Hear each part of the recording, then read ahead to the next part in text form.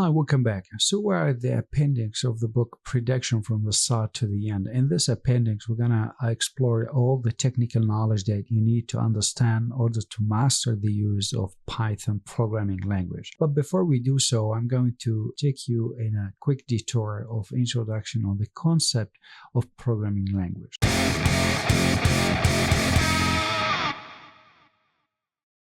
My discussion is going to have two ways of looking at the problem. The first one from a technical perspective, and the second one from a logical perspective. Now, technically speaking, the idea of a programming language starts from the understanding of machine as a tool that can help us to do things a human can't really do it on their own. One of them, for example, a computation problem. So the machine can do this job for us in much more efficient and speed better than a human brain can do. Now, the idea that we need to speak to that machine, we need to tell the machine what to do, and the only way machine understand us by using their own language. And machine understand the language which we know it as a language of 1, 0, and 0 and 1, right? From a technical perspective, what does that mean? Basically, actually, it means something we call it on and off. Just imagine it that way, which is actually works as a switch, either on or off. And this on and off, working between them, it happens through an electrical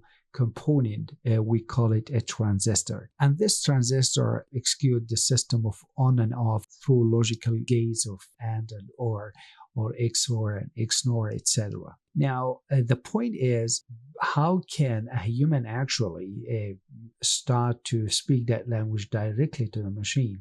It's quite a bit impossible to imagine for somebody to lay down a bunch of ones and zeros just for the machine to understand. That's why we needed some kind of a translator in the middle. So basically, the translator is able to understand a human language and able to take that and translate it into a certain language that the machine can understand in a bunch of ones and zeros. Now, human language, it means in the form of three important blocks, maybe if you're well. The first one in a block of numbers, right?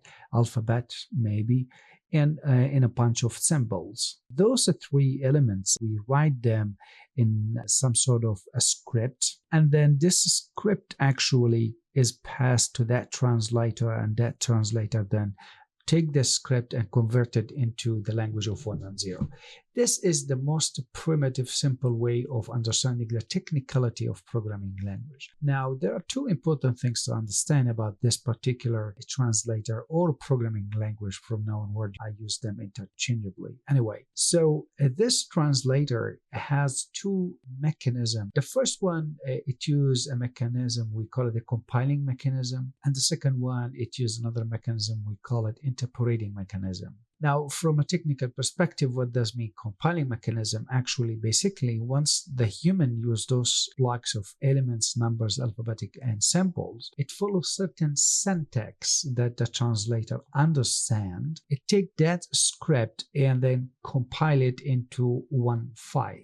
And then this file can be run, will be converted to the language the machine can understand. The interpolating, it doesn't work that way. Basically, what it does, after the human write this script, every time you run that script, the interpolator use a built-in engine, right? This engine, it goes through the script and it translates into a language the machine can understand. So every time you make run script, the engine will take each line in your script and translate it into the language the machine can understand. I think here it's quite obvious there is one important factor to differentiate, and that is time. It is obvious that the time in the first case of compiling will be faster than the case of interpolating. Why? Because once you compile, it's only one time, and this file then it's ready to be run anytime. But the problem here, if you would have compiled this script on a certain operating system, say for example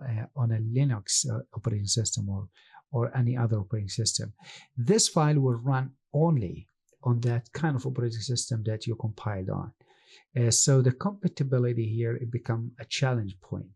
But in the case of interpolator, as long as you install this engine on any operating system, then you can just run the script. Although you might write the script in one operating system, you can run it on completely different operating systems. So this is the only difference maybe between the two mechanisms. Now, I'm not going to go through much more technical to explain which one is better, but I wanted to tell you over the time also some companies have evolved a hybrid approach where they combine both compiling and interpreting. But in general, I hope this technical aspect of programming language and how programming language works under the hood is quite clear to you.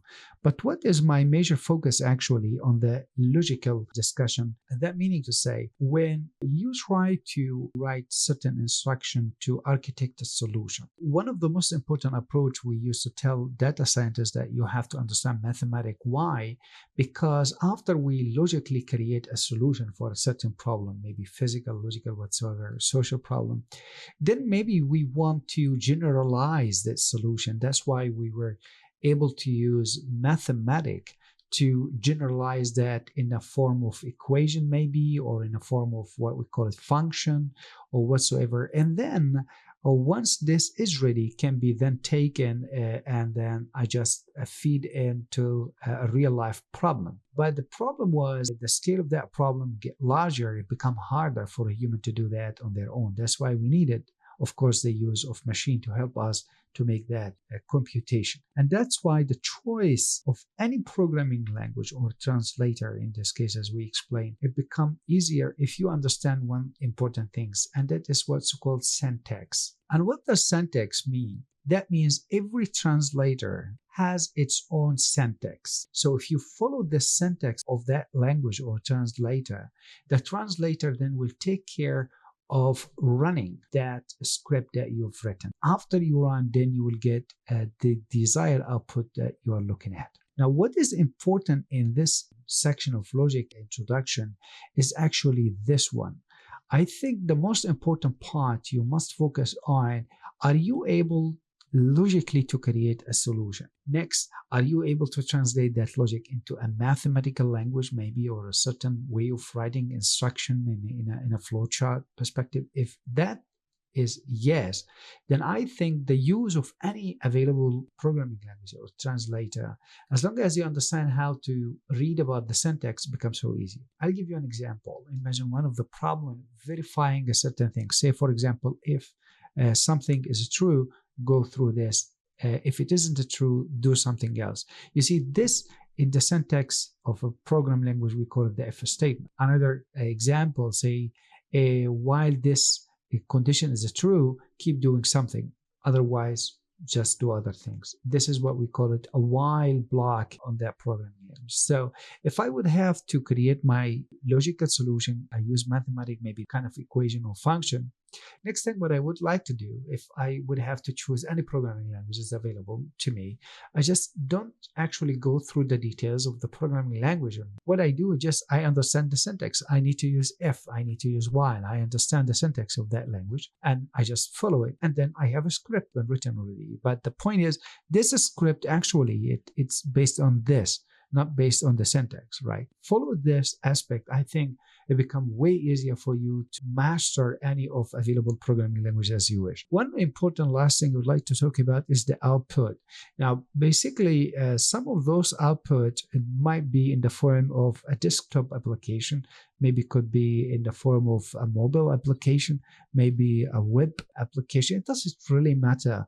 But the matter is, to understand what is programming language, it isn't about the language itself, it's about syntax. So I hope this image is quite clear to you. Now, it's just the time to look at the outline that we're going to discuss about. First, looking at the setup environment for Python and some informal introduction to Python and control flow toolkit, and then data structure Python modules, input, output, error exceptions, classes, and quick tour on the standard libraries. Also some development tips, the NumPy package and the other one called the Pandas package. Also TensorFlow is a framework. It has got a lot of libraries within it. Focus on the use of machine learning and artificial intelligence. So next, let's go ahead and look at the setup environment of Python. I'll see you then.